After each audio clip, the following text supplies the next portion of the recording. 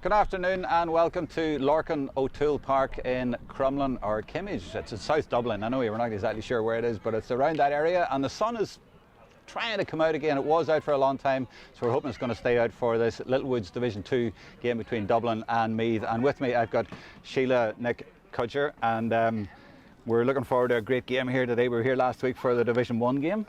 And Division 2, we're still expecting a great game because these girls are fantastic. I mean, I've been watching a little bit about them in the videos, and there's so many young girls out there and so much talent coming through in these Dublin girls. And I looked in their profiles, and a lot of them have been there under 12, under 13, they've come through, and they seem to be a really talented young bunch. It's amazing to see, really, when you see it all on paper, and the development from under 12, under 13, under 16 up through minor ranks. And like John O'Connell there must be doing some amazing things down in minor. I think there's 8 starting today from last year's minor team. So it's really positive for Dublin Camogie. I think it's fantastic. I'm sure there's good camaraderie and good kind of communication between those minor girls as well. So it'll be really interesting to see how they gel into the intra-side. With regards to the match itself, it's going to be a humdinger, I'd say. Both teams need to win. Dublin will be disappointed, I suppose, with the last 2 results. Meath grinded out a victory there against Kildare, but we're disappointed to lose against Westmeath. So, both, it's all to play for. So, and sun is shining, lovely day for it. It'll be a cracker. And it's great to have you back, Sheila, after last week and with the first division team, to have you back for this one and to run your eye over these young girls and see what you think. But I mean, the conditions do look absolutely perfect. The pitch is fantastic. We've moved out here so people can see it all behind us and get a sample of the atmosphere. I'm sure at this stage you're thinking, oh, I wish I was still playing. Absolutely. I nearly asked Dave there, can I throw on a jersey, number 29, 30, anything. But it's perfect. The grass is perfect. It's just a nice little breeze now with the sun gone in for a few minutes. That'll give a bit of a rest, I suppose, to the players before they get stuck in, but it's ideal conditions, and I'd be dying to play now. With all these kids, I mean, there's 10 teenagers out there. I mean, they'd obviously do all the work for you. Absolutely, that's what you do. You do the special stuff, like bury it in the net or whatever, but let the other end. You're the goals. Well, I like mixing it up, anyway. Do you know what I mean? Yeah. It sounds like you want to go over and join them instead of being with us. But I imagine that way, but no, look, it would be fantastic, and that's the beauty. I mean, playing with the club and you're still playing with the young ones, the teenagers, the early 20s, and it's a great buzz, and in fairness it makes you still think you're a little bit younger than you are as well, so that helps. Well, here we talk about the youth of Dublin, and that obviously is obvious. I mean, 10 of them teenagers and the starting 15, 13 is it 14 under 23. I mean, it's incredible. But on the other side you have Meath, and they're a very experienced outfit, although a bit of news, Jane Dolan, who's 33 and has been around for them years, one of their main players. She's not going to start today. She was named to start at number 12, so she's out, replaced by Leah Devine. So 2 questions in one there. 1, that change, and 2, the experience of Meath. How will that count against Dublin today? Because I saw a review during the week saying that the experience will probably count, but that sounds to me like a bit of a lazy sort of assessment. Yeah, well, in fairness, they were up senior. They have that experience, and I don't know that too much has changed. The loss of Jane Dolan will be a hit for any team, regardless of her age. She's absolutely amazing, and the scores she's been picking off in the last couple of games. So, any team that kind of suffers a loss of a player like that, it'll dent it a little bit. But with Leah Devine coming in, they have strength and depth there in Meath as well. So that could be a telling factor in the game, is the strength of the benches, especially with the heat and everything going on. Experience, I mean, it can turn a game at times. And we look at Dublin last week when we were up by 6 or 7 points and we let it slip. Other teams possibly at this level then wouldn't let that happen. It's just getting the leaders up and getting the leaders to stand up. So in that respect, Meath might have the upper hand, but you're talking about a very dogged, very young Dublin team that are going to play with abandon. It doesn't matter to them, as in they're out, they're playing in the blue colours, they're proud as punch out there, and I've yet to meet a Dublin Camogie player that doesn't leave it all out there. Absolutely. Well, listen, the way you sort of were talking about going and joining Dublin, I know I'm going to risk losing you here, but I'm going to replace you for a minute or two, but don't go away. Go up to the commentary. I'll take the microphone off you, because I'm going to bring in a couple of girls now to interview who have been on a Dublin Camogie Youth Reporter initiative. So they're coming over to me now, and we have Ruth King and we have Grania Dolan. Come on over, girls. And it's a very interesting scheme. Basically, these 2 girls are trying to take my job, isn't that right? Come in a wee bit closer. I know we've got to keep our distance, but I'll use the microphone here. So just introduce yourselves a little bit first, your name and your club. I'm Gráinne Hogan and I play for Naomh Eilifs. And I'm Ruth King and I play for Nafina. And one of you is even on a journalism course. Which one is it? You're on a journalism course, so you're the one I'm really threatened by. Yeah. So what are you actually doing here today as part of this game? So basically we're out like reporting matches and just getting that bit of experience in sport journalism, because it's very important, especially for women, to be more like involved in sports journalism, sports broadcasting. So that's the initiative like with the PRO programme the two of us signed up for. Was separate to what we're doing here with Dublin Camogie, but it interlinks well with each other. So are your heroes the likes of Yvonne, Jackie, Hurley at RTE, Joanne Cantwell? Yeah, actually, I would look up to her now anyway. Probably come for her job soon. Oh, that's good. You're not after mine. You're going straight for hers. That's grand. Okay. And what's your sort of journalism background? Well, I signed up for the Pure Oak initiative like Ruth, and I do help out with like Naomh Eilifs, their kind of social media, and helping out with like a lot of reporting at club level, and especially in camogie, because you often see like a lot of the senior hurling teams, there's a lot of promotion for them but never that much for the camogie teams, so it's really about promoting more for women in sport and camogie teams. Exactly, because I saw a survey recently that said 89% of Irish people could not name a camogie player. Yeah. I mean, what's the problem there and what can you do about it? It basically is like just getting their faces out more, like getting them on the newspapers, on RTE, on TG Cahir, so like people can see, because it is the whole thing, like if she can't see it, she can't be it. So if little girls don't see their stars being reported on, then they won't know that they can do that, and they can make county and they can push on to play senior for their club. And especially with like at teenage years, like our age especially, like a lot of girls would drop out coming up to leaving cert and college. So it's just about like, if they can see that you can go to college, you can do your work and also play camogie, that's very important. But it comes down to reporting and how the media, how much we broadcast or report on them. Well, Gráinne, what I noticed was really interesting was a lot of the Dublin profiles, the players were asked to pick their favourite player, and a lot of them picked Anna Geary, who doesn't play, hasn't played for maybe 3 or 4 years, but it's her profile. But I suppose you want to get to the stage where current players are being profiled and they're the ones in the limelight. Yeah, I think it definitely needs, like Anna Geary has a great profile because of like onto the family, and she's done a lot in the media, but I think players really need to be promoted a lot more in the media for their actual skill and their playing, and I think like that's what the Pure Oak initiative and all like the Dublin Camogie reporting is about, definitely giving like the players a profile for their skill. So what about this game today? You're going to do reporting for me, you're going to come back at half time, and you're going to come back at full time and pick a player of the match for me. And I hope you don't start arguing with Sheila now about who's going to be the player of the match, but you both play, I mean you both know these girls all out there very well. It's a very young team. I know a few of the girls like Niamh Gleeson, Jenny Gleeson, and there's another one, Fiona from Nafina. Like so Nafina's been well represented today, so I promise I won't be biased on that. Yeah, I'll try not to be biased too. There's Christine's playing as well from Eilifs, and I've seen her play throughout the years and she is excellent. And even though they're a young team, they'll definitely have, I know Siobhan Keogh is playing with them, she'll definitely bring some experience to the team. But you really know your stuff. I mean, you've done your research. How much is research important, and what have you learned that you need to know when you're going to report in games like this? Well, like I think you definitely need to know about the team, like how long the team's been together, is a young team, and also a lot about their like previous results, like how they've been getting on so far. And then you can kind of tell also about the opposition, like how's the opposition been getting on, and then you can tell how they're going to fare against each other. And what about social media, Ruth? Which are the best platforms at the minute for using, and which do you use best, or how do you adapt for each one of them? Well, for journalists in particular, like Twitter is really it, because that's where I do a lot of my networking with other journalists, is like Twitter, but also Instagram. Like they would be, Facebook is kind of being done away with, especially with older generations. Like it's more just with older. Careful.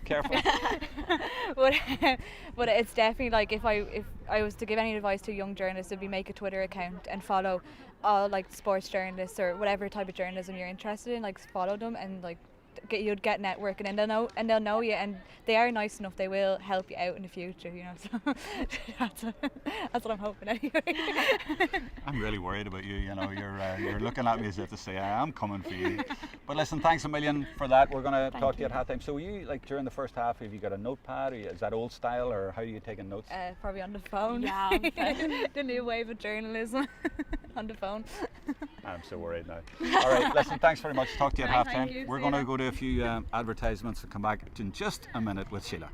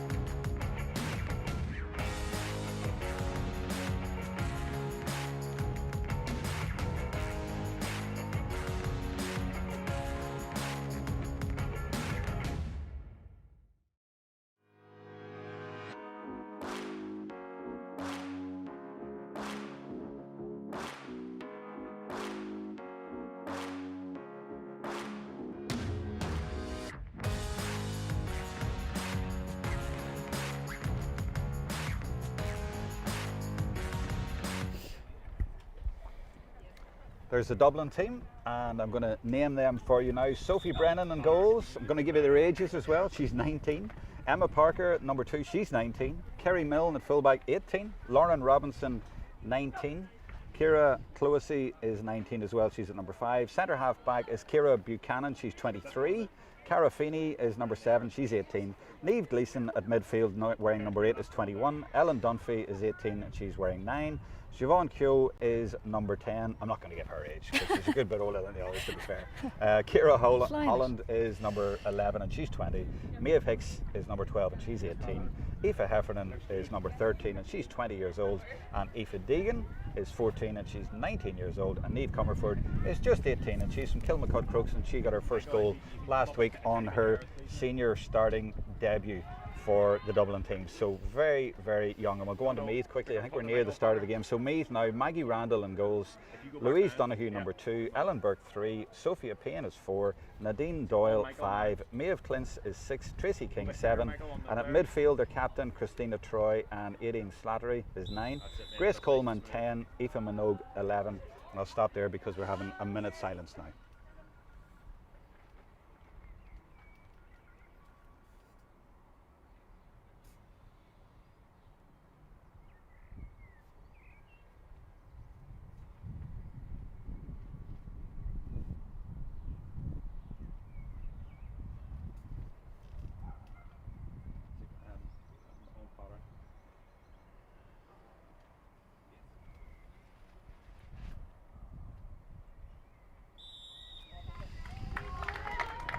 And that minute silence was for a lady from the Commercials Club in Dublin, Elaine Meany Harvey, who passed away after a short illness, and also for Bernadette Dowd in Meath, and she's the mother of national referee Peter Dowd from Meath. So very near the start of the game. I'll just finish off the Meath team. Aoife Minogue is 11. Jane Dolan's supposed to be wearing 12, but she's been replaced by Leah Devine wearing 19.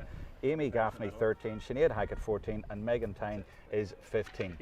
I'll bring Sheila in just a second to talk about that, but I think the ball's about to be thrown in, so I'm watching to see if that happens. I don't want to miss any of the play. So I'm on commentary with Sheila McCutcher, and Eamon Cassidy is the referee from Derry, and he's about to throw the slither in there, and the player is very keen obviously to get in there, and we are off and running in this Littlewoods Division 2 game between Dublin and Meath, the two Leinster sides, and it's Meath straight away on the attack, and it gets right into the full forward area where Grace Coleman has moved into from the start, and they have made a few positional switches. We'll get on top of those as the first few minutes of the game go by, and it's Aoife Minogue coming over, of course, to take the free, and Meath immediately on the attack, and a real clash here between experience and youth. And important, Sheila, that Dublin settle early with such a young team. Is that fair to say? Absolutely. It was a very, very soft free to give away there at the start. She could have, again, maybe possibly that is the experience coming in. She kind of dived in, the left hand went out, and was clearly a push in the back. Cuteness there from Grace Coleman at the same time, delaying the pick up. And Aoife Minogue strikes it and puts it, I'm waiting for a signal, yeah, it goes over the bar. Maybe they caught them a little bit by surprise there. They put Grace in there, and she's quite tall, and maybe it surprised them with the early ball in, and they weren't expecting to be marking such a big player in there early on, but that's all experience for the young Dublin defenders, and the ball now around the middle of the field, but it's fallen to Meath. Conditions absolutely super here. Now the sun has gone in just at the minute, but the pitch looks fantastic to play on. Nice and dry, and not too much of a wind, and there's a free this time given away by Meath, and that's Nadine Doyle, and she's given the free to Ciara Clohessy from St Jude's, and she smacks the ball down into the left corner forward position, but it's a Meath player out in front. That's Sophia Payne, and surely that's gone over the line, and it has indeed, and it's gone to Meath. So it's a Meath ball there, and the photographer happened to move back a little bit, and there's a real good atmosphere here already, and there's good you know, you get a good buzz of this. It's Dublin and Meath, I suppose, but it's also a very competitive game, and it's a must win. I mean, I think the manager actually of Meath called it a killer game for them, but a very interesting contest, and we've come down from Division 2 or from Division 1 to Division 2, but there's the same competitive edge here, there's no doubt about that. And the sideline ball has been taken by Christina Troy, their captain, but she doesn't get a great connection on it. And that's Ellen Dunphy doing good work there, and she's been fouled. That's good work, Sheila. Absolutely brilliant there from Ellen Dunphy. Great footwork to get by it, and definitely pulled back at the end. Meath were looking for steps, but not to be biased around, but a definite free in there for Dublin. Ciara Clohessy, number 5 for Dublin, and she gets a strike on that, but it's Meath clearing their lines, going short, and it's working nicely for Aideen Slattery from the Nafiana club. Oh, it's a nice hook in there, and good work by Dublin. Oh, this is great stuff here. Oh, that's absolutely fabulous. Is that Niamh Comerford all the way out there? It is. She's corner forward, but she's out around the middle of the field, and that's good play by her, showing good confidence, of course, after her goal last week, and she's starting again today, but Meath have got it back. Now, can Dublin fare better on the defensive side of things than they did in the first minute? This is Amy Gaffney, and Amy Gaffney puts it over the bar, and Amy's a good experienced player. She's player of the match in the 2017 All-Ireland final. Well worked score there from Meath, but the difference I'm seeing already is the movement from the Meath forwards is far superior to the movement of the corner forwards here for Dublin, so we need to get going there. Here for Gaffney, she fires it over. Yeah, so what do Dublin need to do there, Sheila? We just need to get moving there. We're very static back there, so when we do make the run, it's kind of broadcasted, so they need to get moving around and keep the Meath defenders guessing and timing their runs and that, but at the moment we're playing behind the back and it's just not working for us. When you look at the likes of Christina Troy out there coming up against Ellen Dunphy, you know, and there's years between them. I mean, Christina's won 3 All-Irelands, one away back in 2008. I mean, it's, you know, how do you get that sort of experience? Only by playing against these sort of players, and it's not that they're lacking in effort out there. I guess is it cuteness? Is that what you call it? I mean, I guess so, but like if I was Ellen Dunphy now, I wouldn't be dreaming about who I'm marking or what she's doing or what she won't be doing. She'll be concentrating firmly on her own game, putting her own stamp on it. But like, as far as Troy is concerned, what a player, and the service she's given to Meath, like undoubtedly you'd have to learn a few bits about her. Knowing she'd had 3 All-Irelands, you can't just kind of dismiss it altogether. But at the same time, it's very important for Dublin to go and play their own game and not concentrate too much on the experience of the Meath girls. Absolutely, just get stuck in and don't think about the opposition. But the problem is that Meath have got the first 3 scores on the board, and we were talking about Dublin needing to settle. Well, they're 3 points to no score down, and they haven't really got out of their own half yet, so they're going to need to keep their composure, keep cool, don't panic. But here's a dangerous ball. Now, it's not getting into the goal area. It looks like it might be going over the end or might be kept in, but it's away from the danger area. Now Sinead Hackett is there, another experienced player. She was player of the match in the 2012 All-Ireland final win, so that's the experience that Meath are bringing to this. And that's good work, I think, by Coleman there. And Coleman gets it back out to Hackett, and Hackett drives it in there, and this could be dangerous. And a goal at this stage would be a bit of a disaster. And there's a tackle going in there, and I think that might be a foul. Is he going to give a penalty? Yeah, and a little bit of inexperience, or is that a little bit of panic, Sheila? I think probably Emma Parker had done fantastically well to win possession, but then I don't know, was it she just went to drive it out? Maybe fatigue was a factor there, just after all the hard work she'd done. But you can see the unity from the Meath team there. It was just pass, crossed it in. Probably a small bit of inexperience coming into it, but undoubtedly the penalty is certainly deserved there. So we'll see what she'll do. Will she pop it over, or will she go for the jugular? So 3 points to no score from Meath, and now they have a chance for a goal to double that score from a penalty. The goalkeeper is Sophie Brennan. The strike comes in, and Sophie Brennan does brilliantly from Amy Gaffney, and that's a super save, and that will really help Dublin at an important stage in the game and give them a little bit of a lift. They need and to get look it at out. the fight already coming in there. That will act as a little bit of a motivation for them, and they're really all getting tore in. That could be as good as a score for Dublin. Absolutely, good stop. I would imagine now if Sophie hadn't stopped that one, she probably would have been disappointed with herself. It wasn't the hardest strike I've ever seen, but Dublin should have done better there to get it out. But look at the way they're getting stuck in now, Dublin. I mean, if they'd have gone a goal and 3 points down, their heads might have dropped a little bit, but instead they're right in there saying, let's go. And there's a dangerous ball coming across, but it's really well dealt with, and that's Ellen Dunphy in there. That's super work from her, good hand, and she gets it to Mia Hicks, and this is much better. And another brilliant catch. This is absolutely fantastic from the Dubs. This is Ciara Holland, and she's going through, and she's won a free. That's sensational play from Dublin. Much more like it, and that's what I'm talking about. The tenacity of the defending there gave it out. Great interception.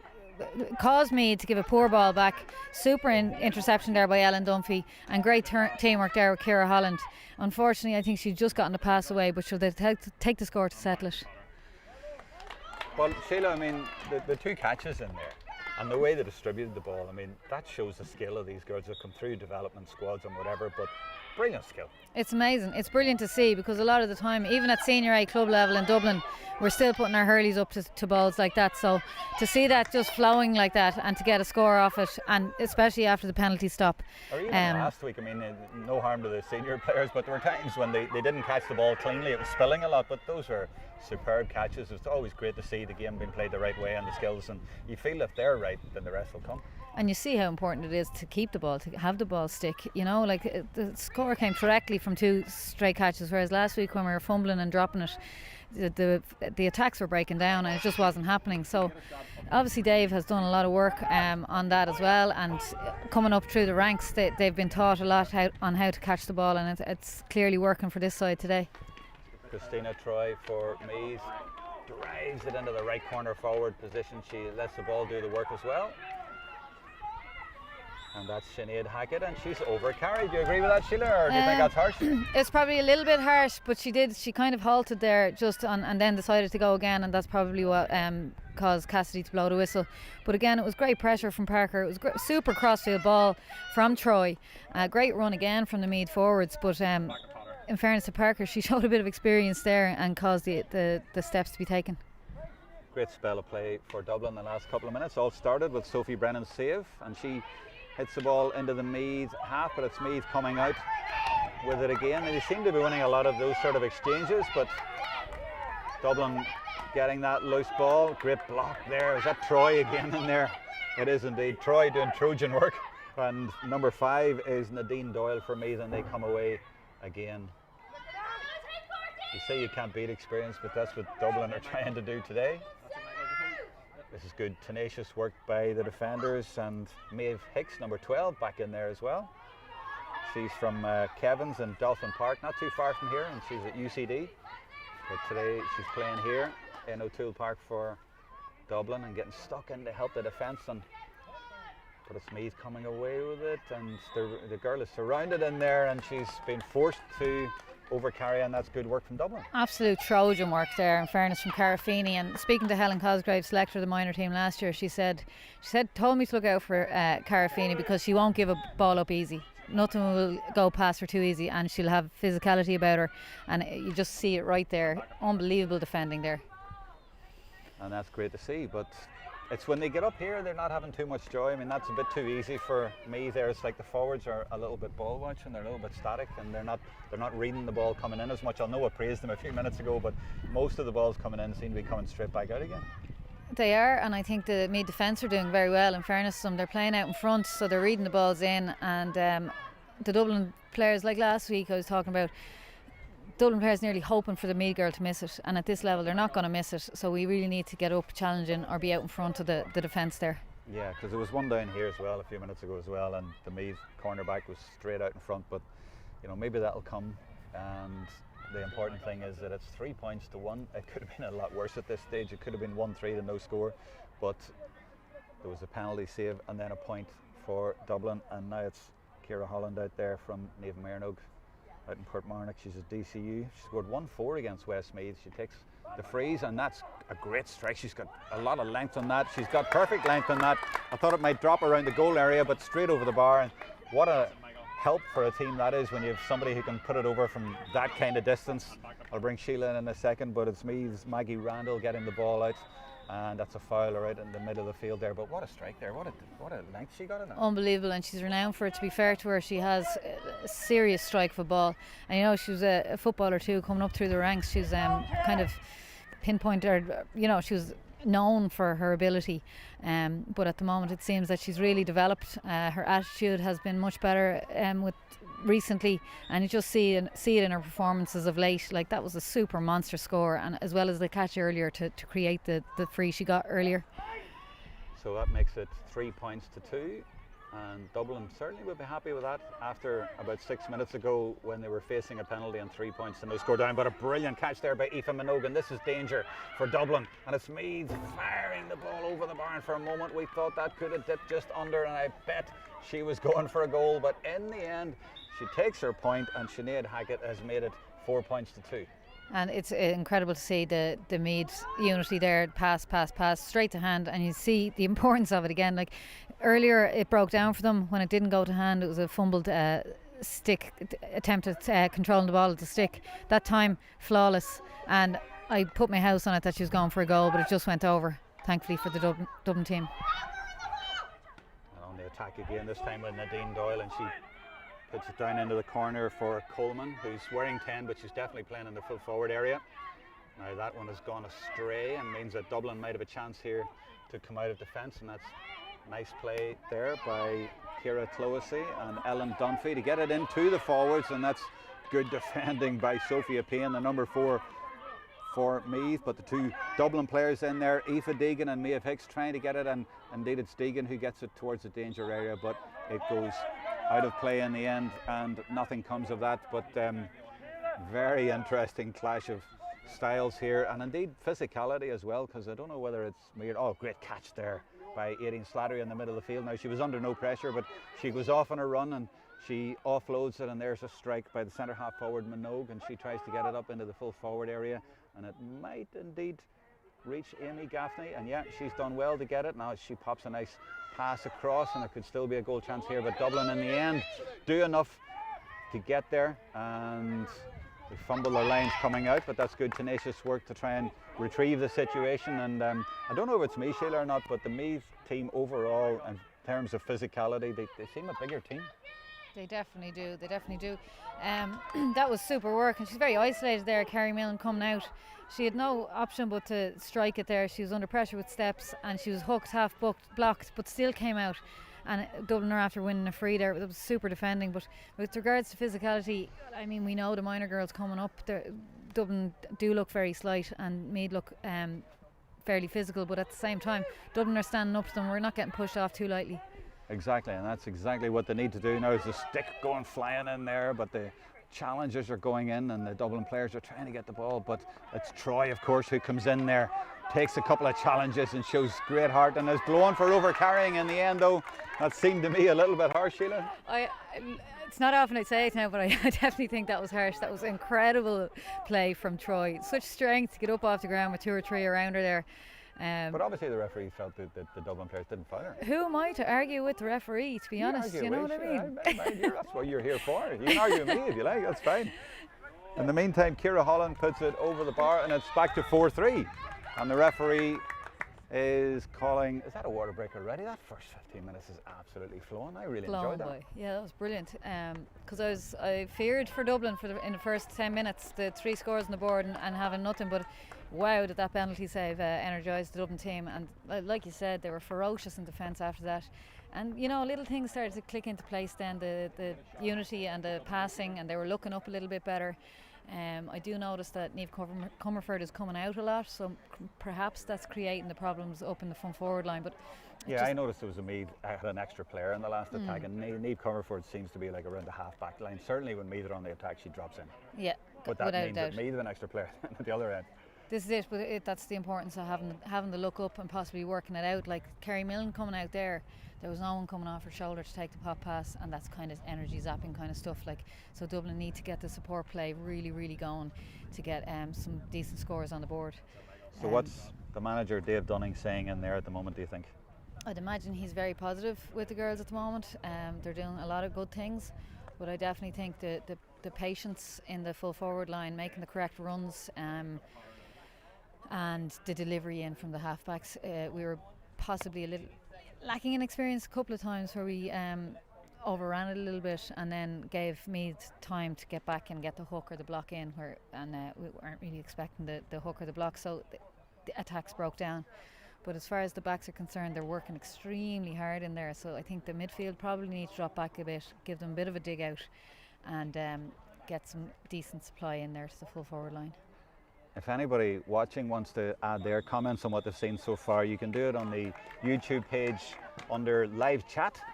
If you just click on that, you can put your comments in there, and we'll try to read them out as the game goes on. So feel free to tell us what you think of the game so far, or even just let us know where you're watching the game from. We'll be interested to hear from you.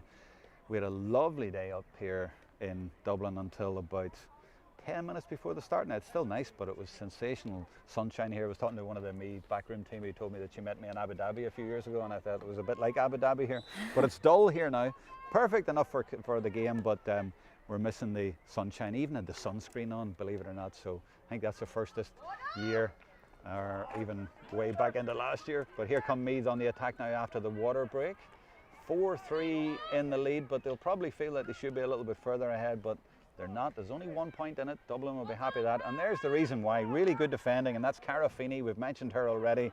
Her father's from County Down, Cathal Feeney, and I was always going to mention that because well, I'll come back to it in a second and tell you a whole big story about it. But in the meantime, great catch by Sophie Brennan there, the Dublin goalkeeper in there, doing really well to clear her lines, and you can tell that she's in good, confident form after her penalty save. It's amazing the way it can lift a player.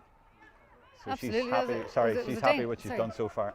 It was a dangerous ball in. It was probably going to go wide, but she couldn't take that risk.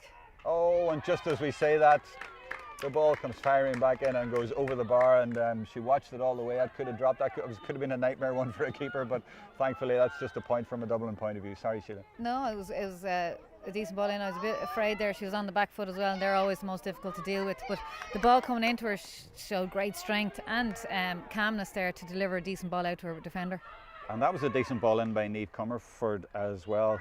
Or was it actually Maeve Hicks? I think maybe drove it in there. One of those two.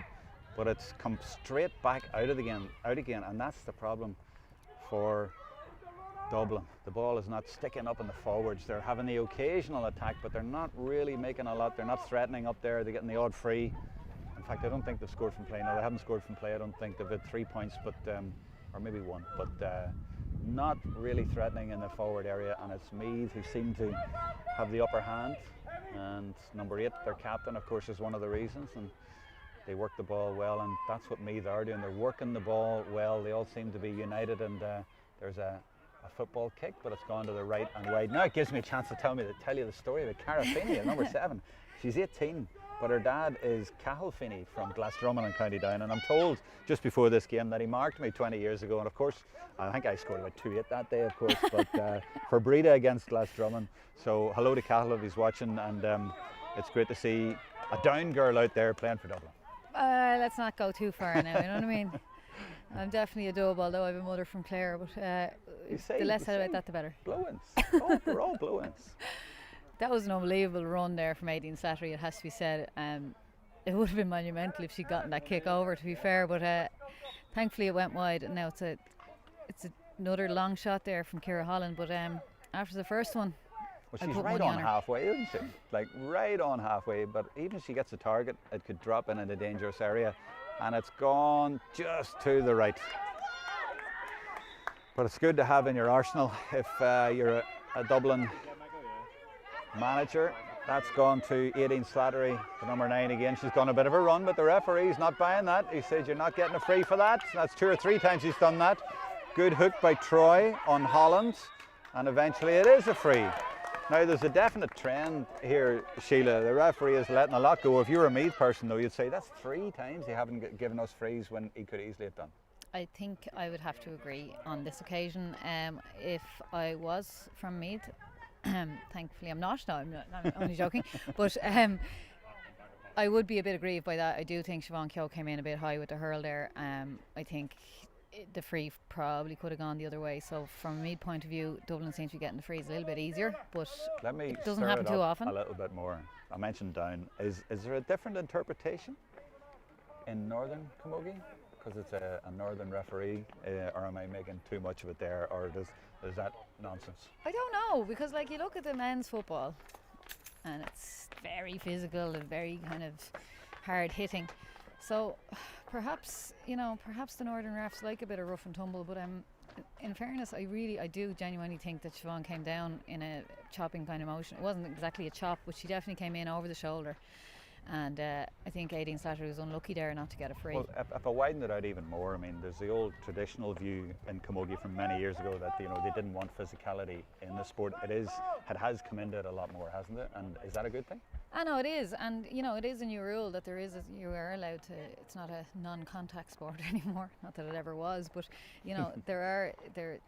perhaps he is playing it a little bit looser than other referees. I'd imagine referees in Dublin would have given a free there.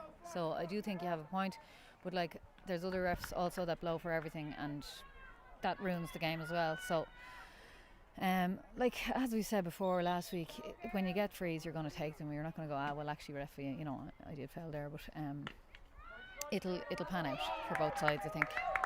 Ciara Holland doesn't miss, does she? She's not too shabby now. I wouldn't mind her now. Had a little transfer over to Ballyboden if she wanted. Like that one was like a close-in one for her, the way she hits them, and it's around the halfway still. But that's a great score from Holland, and it's a point for Dublin, and it brings it back to 5-4, and there's only a point in it. Now, here is Slattery. She seems to have recovered from the knock she got, but she has been fouled this time, and she has gone down again, and she definitely has a back problem in there, and that's a bit of an issue for her. She seemed to be moving all right, but she's trying to get up. She's a bit of a warrior. Fair play to her, but she's got her free on this occasion. She is an absolute warrior, and I've seen it with Maynooth Camogie as well. But she's doing a lot of damage, a lot of running there. She's creating a lot of space. She's won a few puck-outs now as well, and she's creating many attacks. So I don't know, maybe Dave had a word with the Dublin team to keep an eye on her. But that was certainly another tough challenge on her, where 2 or 3 Dublin players are around her. She's having a super game. It's just a matter of Aideen's not one now to admit an injury. Do you know what I mean? She would not. It would break her heart now to come off the pitch. So I hope she's all right. But I also hope that the physios can mind her in the way that perhaps Aideen wouldn't. But I totally understand that as a player. I mean, you get injured, you just don't want to come off the pitch. So she's not coming off. No, she's staying didn't out think there. so. There's no doubt about that. And it's a chance for Meath to go 6-4 up, 1 in it. But now Aoife Minogue makes it 2 in it. 6 points to 4. Low scoring enough. Nice tight on the scoreboard. Although I think Meath have been the better team, but Dublin very happy to still be just a couple of points behind. I would imagine there's a lot more in them. And here they come with their midfielder Ellen Dunphy. When I say there's more in them, that's exactly what I mean. And that's a nice dangerous ball into the danger area.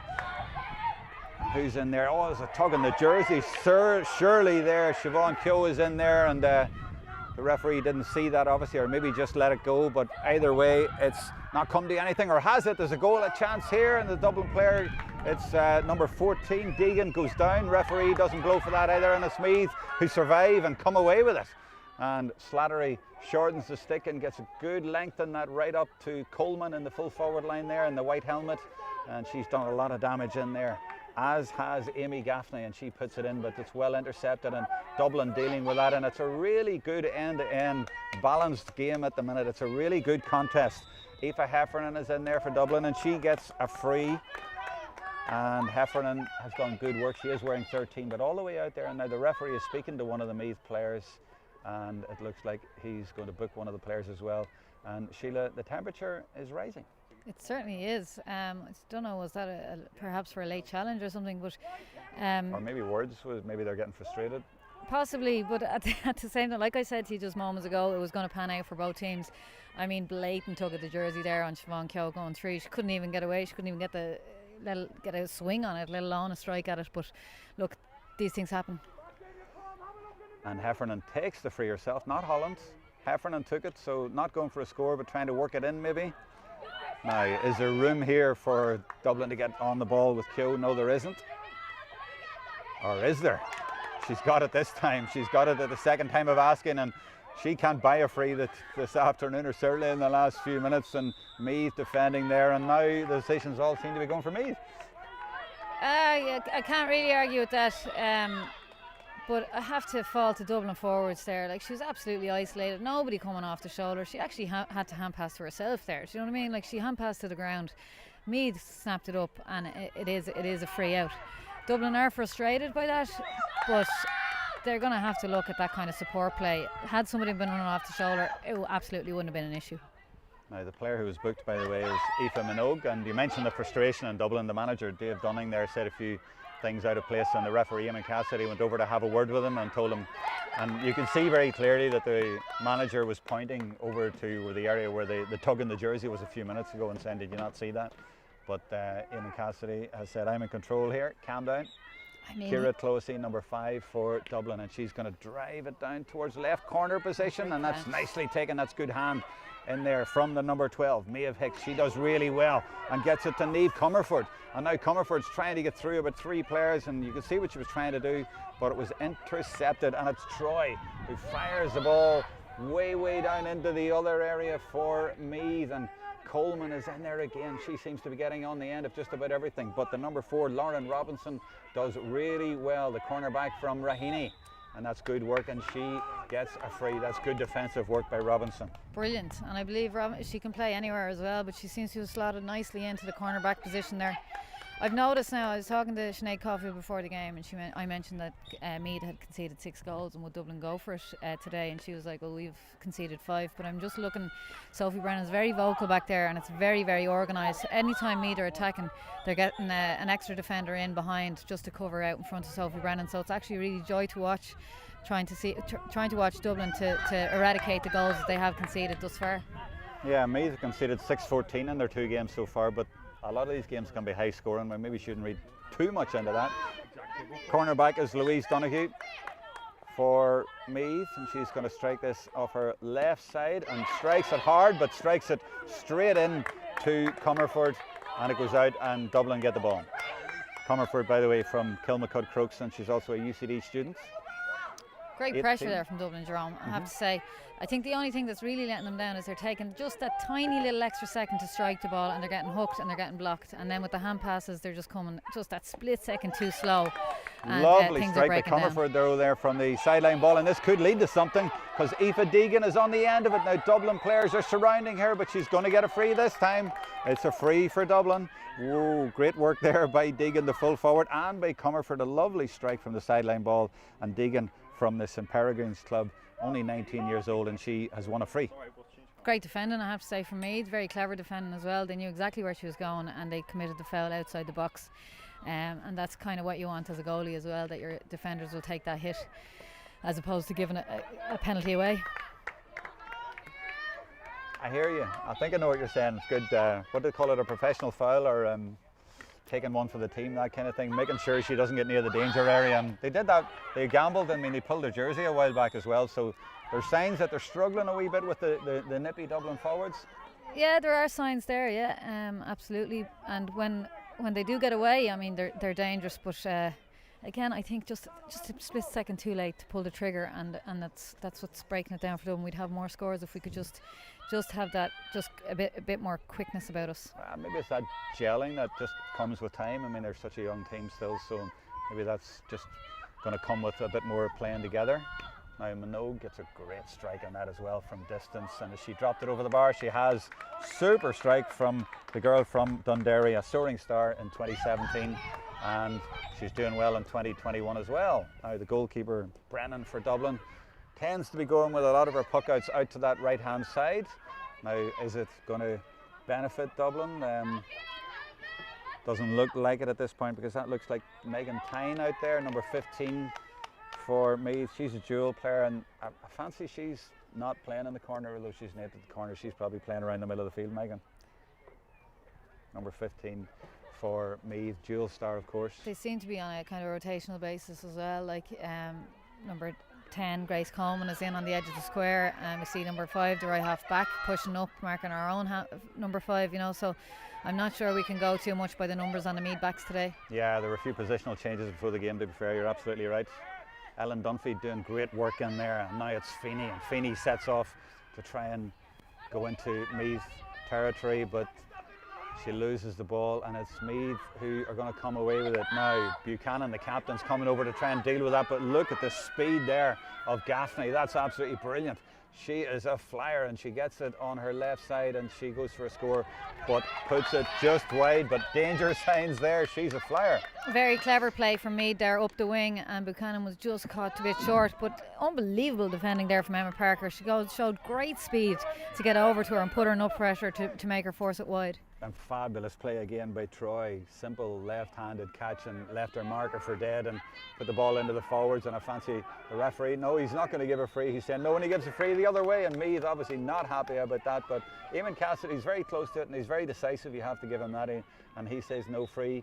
And Meath just they look to me like they could get a goal or two at any moment, but Dublin hanging in there. They just need to try and get a little bit of a lift here to get back into the game, but Meath looks so dangerous, and they have some really nice passages of play, but they haven't been able to finish it with any goals, and Dublin are still right on their tails. And here's a dangerous ball from them into Ciara Holland in the full forward line area, but good defending from Ellen Burke on her there, and she does well.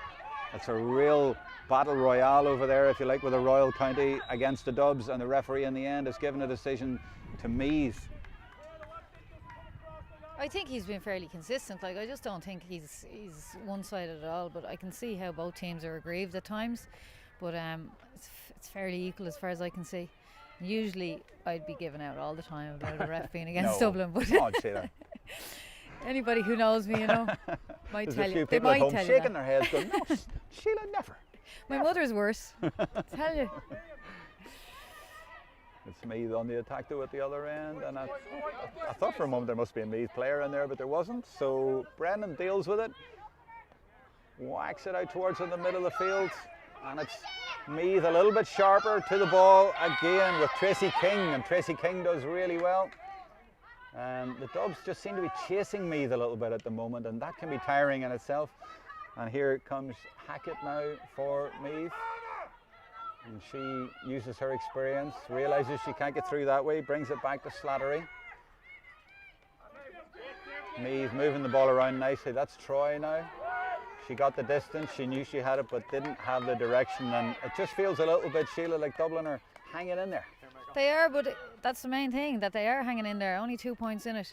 I'm sure from a Meath perspective they would have loved that to go over the bar, but unfortunately for them, Troy was a bit off target. But a lovely interplay there from Meath. Great patience and recycling. She's had another go, and she's got it this time. Great score from Christina Troy, the captain, and that puts 3 points in it, and we're not too far away from half time. The referee actually looks at his watch. Sophie Brennan with her puck out must be thinking, where can I get it where Meath players aren't just going to gobble it up, and that's been part of the problem. Meath have been winning a lot of those balls, you know. They have. They've probably had the lion's share of possession, but in fairness, there's only 3 points in it. Like I think that's a very good display from Dublin. As like you said though, if you're just hanging in, you're kind of nearly waiting for the floodgates to open. But they'll have a chance now to regroup at half time, maybe introduce some fresh legs, get the tactics right in the full forward line, and I don't think that's such a bad scoreline for Dublin going in at half time there, especially after conceding the penalty and not getting their own penalty. So overall it's very enjoyable game. It's intriguing for me. I mean, it's fascinating, the experience of Meath, and they almost know where every other player is. They're gelling a lot better, and Dublin so young, as we said, 10 teenagers out there, and they're chasing them around, but boy are they chasing them, but they just don't gel the same way.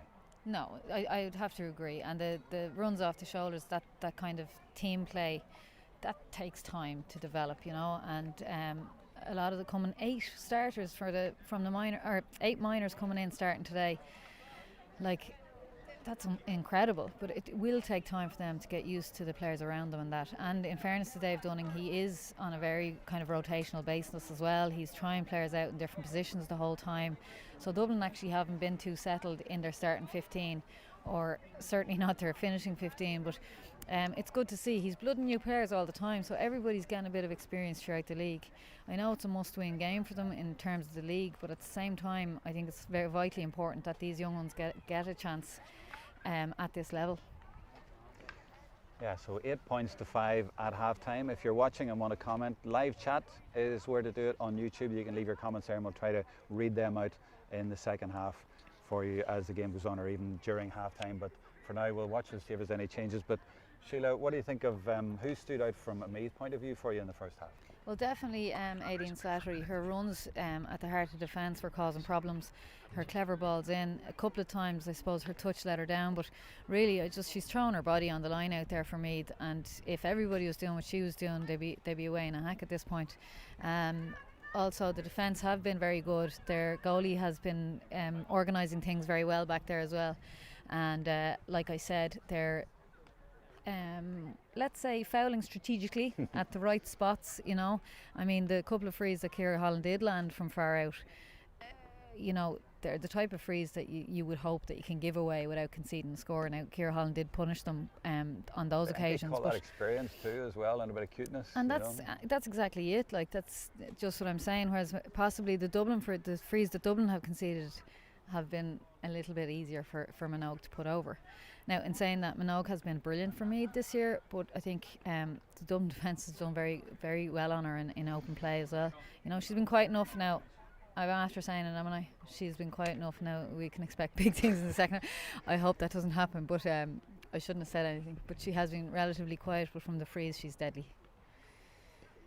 Sheila, thanks a million. Brilliant as usual for that summary and for the first half, but I am going to replace you now. I'd pay you a compliment just before I get rid of you. No, I'm going to bring you back, but I'm going to go to our young reporters and we're going to get a few words from them. We saw them before the game. We're going to talk to them in just a minute after a couple of sponsors, adverts that we're going to play for you, but only for about 30 seconds or a minute, so don't go away.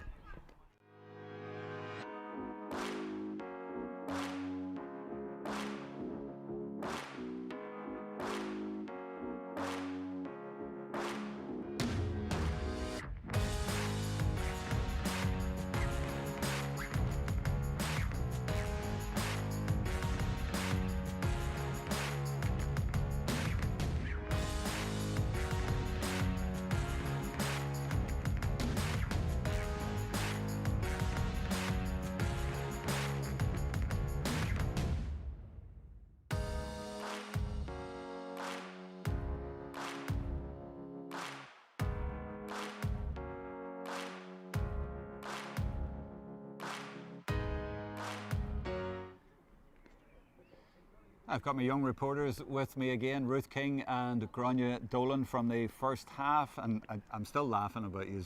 You haven't got a pen and paper, you are on your phones, you've made your notes on your phones. What are your notes from the first half on your phones, Ruth? Well, for like the first 15 minutes anyway, Meath were definitely the stronger side. It seemed like Dublin were chasing the game. It seemed like the ball was just going up the field but going nowhere, you know. But then how they were just a point behind, like that was the thing. Like Meath were ahead, but Dublin weren't that far behind, which is promising to see anyway. And they came back out after the water break. I don't know what was in their water anyway, but they definitely were more lively in the second 15 minutes.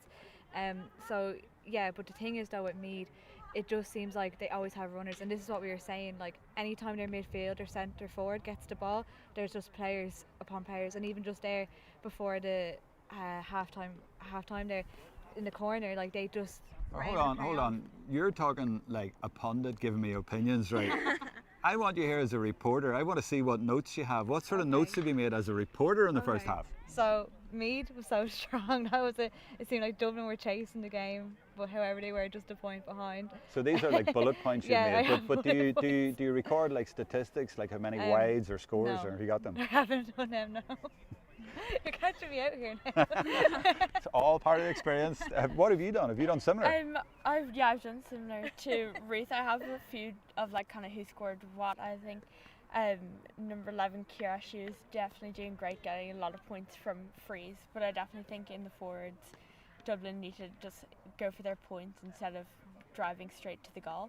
So if you were writing a report just on the first half, what would be the headline, do you think? What would be the main thing you would say from the first half?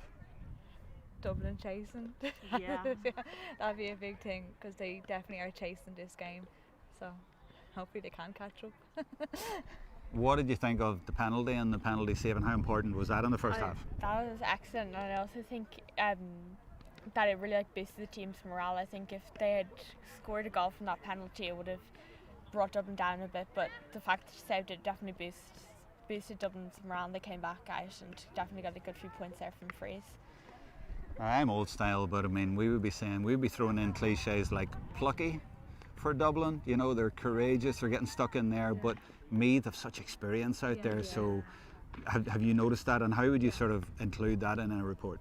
Well, like first of all, Christina Troy, like in the midfield there, like she's just experience upon experience there, as well with Amy Gaffney there in corner forward. Like the two of them have such experience, so like that's something that maybe Dublin do lack, is experience.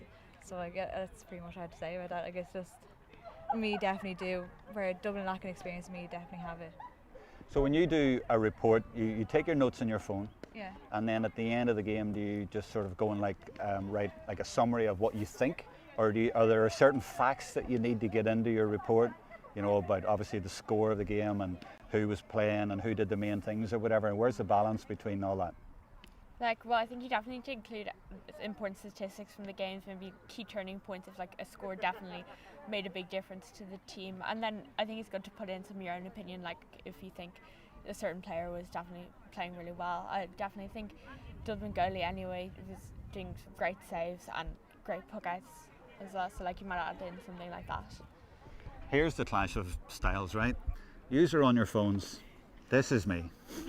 This is me with all my statistics and notes and my highlighters and all my research and doing all that, and yous are on your phones. That shows you the difference between the way things are done, but I'm not saying either's wrong. If it works for you. Yeah, it's true. If it works, it works. But yeah. Prediction for the second half? Predictions. I do see Meath, unfortunately. I do see Meath maybe taking this game. Grania, don't listen to that. Give me some optimism from Dublin. I think if Dublin can definitely just really start taking their points, I think there is a chance they'll get ahead, and also really stay tight in defence, because there always seems to be a Meath forward running loose.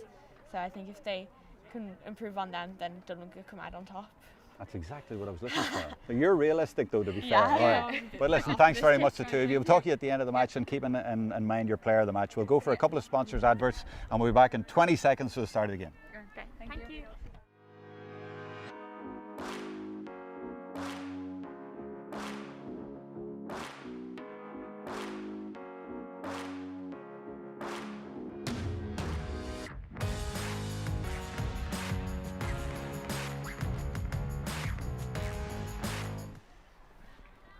And we're back for the start of the second half, and Meath have made a change because the number 5 has just walked past me. That's Nadine Doyle.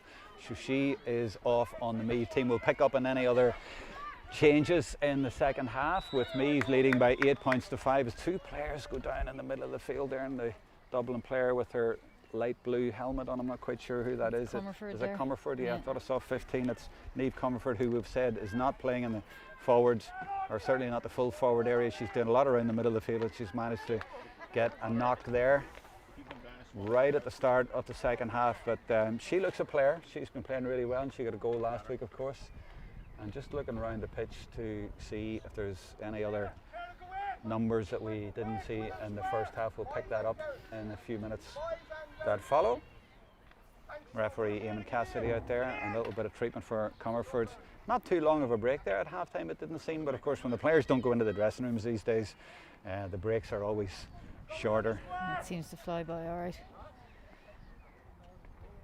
I thought Ciara Holland was coming out to hit that, but she's gone back in again now. Yeah, she didn't take the last 10 minutes of the first half. She wasn't hitting them either. They were trying to drop them in shorter, whatever the tactic was there. Comerford's absolutely fine, and off she speeds into the forwards. And that one is hit low into the forwards from Clohessy, the Trinity College students from the St Jude's Club, wearing number 5. She's had a lot of good ball in this game. Well, that was unbelievable. Did Troy just block that with no hurl in her hand? Do you know, I think she did. Really? Incredible. She dropped the stick and just used her hands? I don't know, was it kind of dragged out of her hurl and she just threw the body in front of it? That was absolutely ridiculous. You've seen that once or twice before? I mean, yeah. I mean, you do it in the heat of the moment, but like looking at it, it looks pretty crazy. Well, I'm lucky not to get a score from that in the end. Yeah, Kyo just missed the post, but good start to the second half. But here come Meath with Minogue again, and she relaxes a little bit, gets a good strike, and she's looking across to Gaffney, and it's broken nicely for Meath.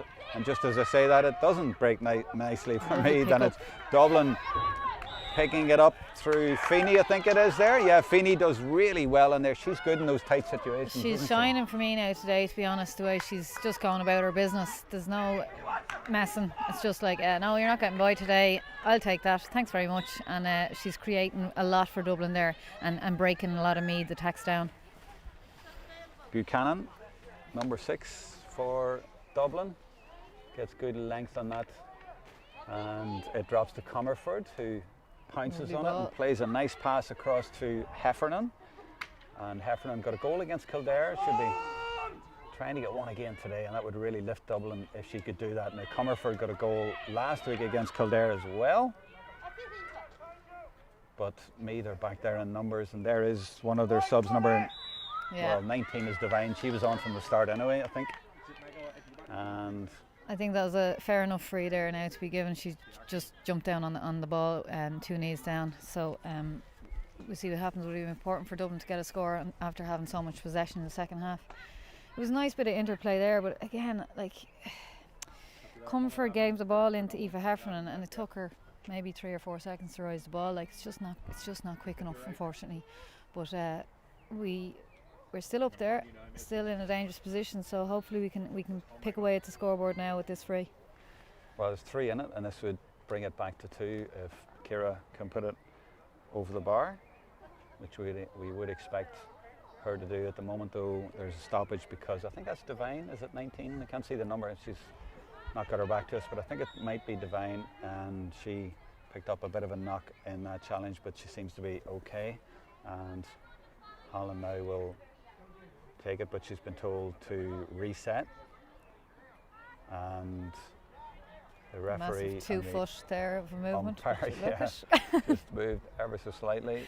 Hopefully it'll not make any difference to Ciara, certainly not disrupt her process.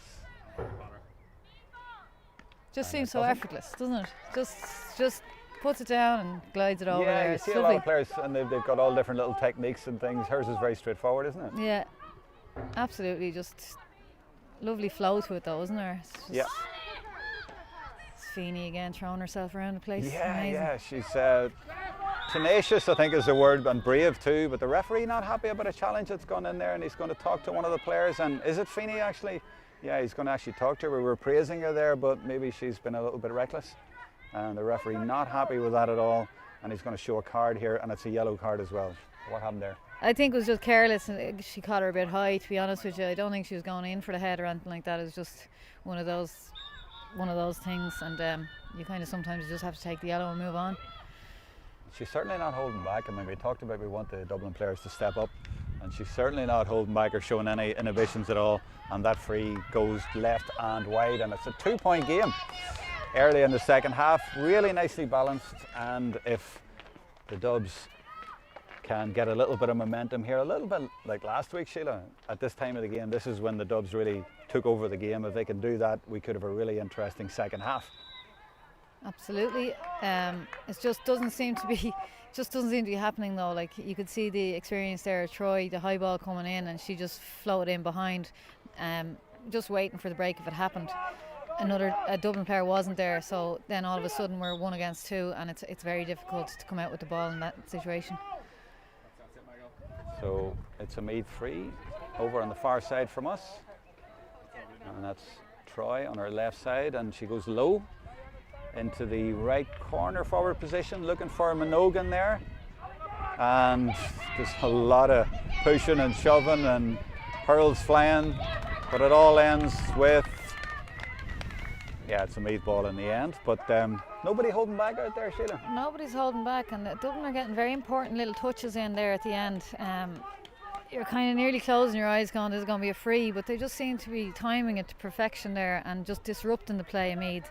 And you just don't know, is that kind of affecting then Minogue on the frees? Is it like, oh God, and now is her confidence a bit shot? But and if Jane Dolan, like, they're not holding back, and they're getting tore in, like, and that's what you want, isn't it? Absolutely, yeah, it's great to watch. Yeah. There's lots of experience there for Meath, but they're definitely not getting their own way, and they might be a little bit frustrated at this point that they haven't managed to get further ahead as Minogue gets her first score of the second half, but we're still only 3 in it. Yeah, and she's corrected the first one. I don't know what happened on her first free there in the second half, but she made no mistake on that one. Now, here comes Feeney again. We were talking about her a minute ago. She's got the yellow helmet on, and that's great work by Feeney. She puts it into the forwards, but it's easily read by Maeve Clinton. This is the problem when it gets up there. Meath just reading it a lot better, and they're just sweeping up the Dublin attacks a little bit too easily. And Troy back there again, they just getting things a little bit too easy. But that ball has not been collected by Gaffney, and instead that's great work by Ellen Dunphy, and the referee has spotted something and he's going to bring it back as well. And good signs here for Dublin, and they're bringing on a couple of subs, and we're looking at number 23 Molly O'Neill from Castleknock, and number 17 is Eva Dillon from Naomh Mearnogue. So those 2 subs looking to come into the game, and they look really eager to get into this game and try and make an impact. And this is exactly the time that Dublin need a little bit of a lift. Will the subs be the ones to give them the lift? And it looks like the full forward Aoife Deegan is coming off. She is. And the other change is Cara Feeney coming off. He was doing really well, but maybe they're a little bit worried about the yellow card. I presume that's what it is, and probably because of her style of play. Like, she takes no prisoners, you know what I mean? So the next, if there was to be another clumsy challenge, we could be reduced to 14. I can see where he's going with that. I probably personally would have given her a bit more time. I think she was absolutely having a stormer and leading massively from the back there. A bit disappointed, to be honest, to see her being taken off. And it's Meath on the attack now. Meath will be happy enough to see her going off, I'd say. Certainly Megan Tyne, who was being marked by her, and this is Meath now on the ball, and this is Megan, and she gets a good strike on that, and she gets it over the bar, and there you go. Cara goes off, and she gets a point within 30 seconds, and Buchanan's down in the middle of the field, so there'll be a little bit of a stoppage here, and it's Meath back to 3-point lead, or is it? Haven't gone to it's 4 now. 4 now, yeah. You can see the scoreboard man is looking for, he's going to double digits now, so it's 10 points to Meath, and all of a sudden there's 4 in it. Just concerned about Ciara Buchanan there. I don't know, does it look like an ankle injury? But she has come back from a serious knee injury. To come back from that kind of injury and to come back and captain an inter-county side, it's a testament to her and her passion for the game, and she's been very kind of quietly effective today, although she hasn't been shining with setting up attacks or anything like that. She's been keeping her own players extremely quiet, and she's just going about her job, kind of very quietly there, but very effectively.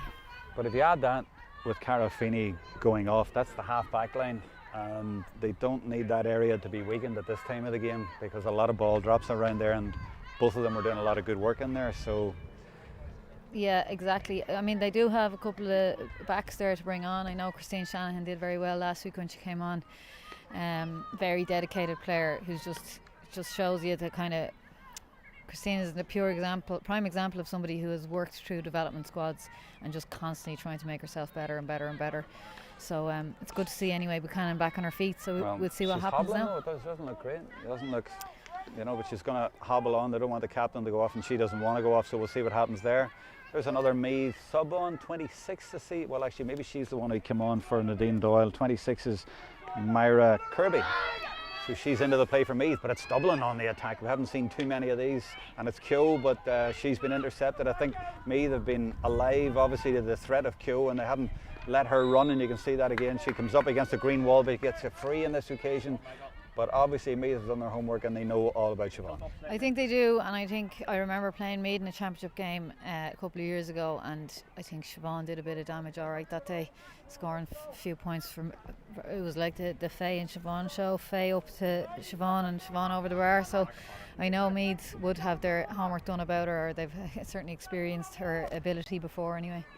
I love her attitude too. There's a quote from her that I read. It says, "Express yourself, take a chance, enjoy playing while you have the chance."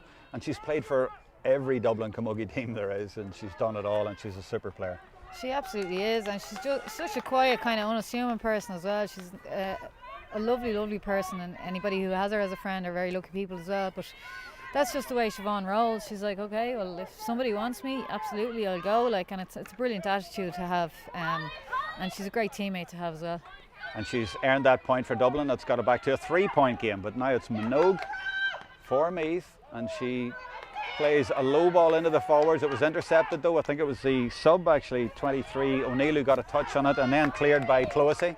But look, it goes straight back to Meath. They have a couple of players in the right position, it seems, all the time. But good pressure from Dublin getting in there now. Troy again though, what a player she is. She's an absolute stalwart for them, and she's doing really well. I heard she had a bit of an injury, but it certainly doesn't look like it. She had to come off last week, but I think it must have only been a precaution, because she is flying today. She's driving forward, super player, and she's causing Dublin so many problems today. Troy, 3 All-Ireland medals, and of course she's from the Blackhall Gaels Club in Meath, and she is an inspiration to the team, and she's showing these young Dublin girls how to play the game today with an absolute masterclass. Now the ball nearly over the end line, kept in though by the substitute Eva Dillon, but only for Meath to profit. And there, look at the way she adapted there, Troy, to get rid of that ball. That's fabulous. Gets it into the deep into the Dublin defence, and it means that Hackett now has it, another experienced player, and she feeds it out to Coleman. Oh, and that's good work though by, is it 23 in there? Yeah, it's 23 in there. O'Neill doing good work again in defence for Dublin, but the pressure remains and the ball ends up going wide. And again, I'm going to say it again, Sheila, Dublin hanging in there. They're definitely hanging in, and that was sublime there from Troy, it has to be said. Such quick hands, and that's what I'm talking about with Dublin, that it's missing from the Dublin team. But Troy just picked the ball up and she struck it nearly as low as she caught it there. Lovely ball into the full forward line, and in fairness, it was very well dealt with by the Dublin team. But when you think about all the Dublin development squads and things like that, do they teach that kind of thing? You know, how do you teach that kind of skill, that kind of versatility about what to do? I mean, they teach you how to do everything perfectly, but can you actually teach that? Well, you're talking about just these are the type of players. I presume Troy is one of these players that's just out every day. Every day she's trying things against the wall, out in the pitch, you know, and that's where it comes from. It's that passion for the game that you actually want to go out and get better the whole time. I don't know that that's actually innate in Dublin players. You know, we go out and we play, but I don't know how many Dublin players would actually hold their hand up and go, yeah, I go for a puck around every day.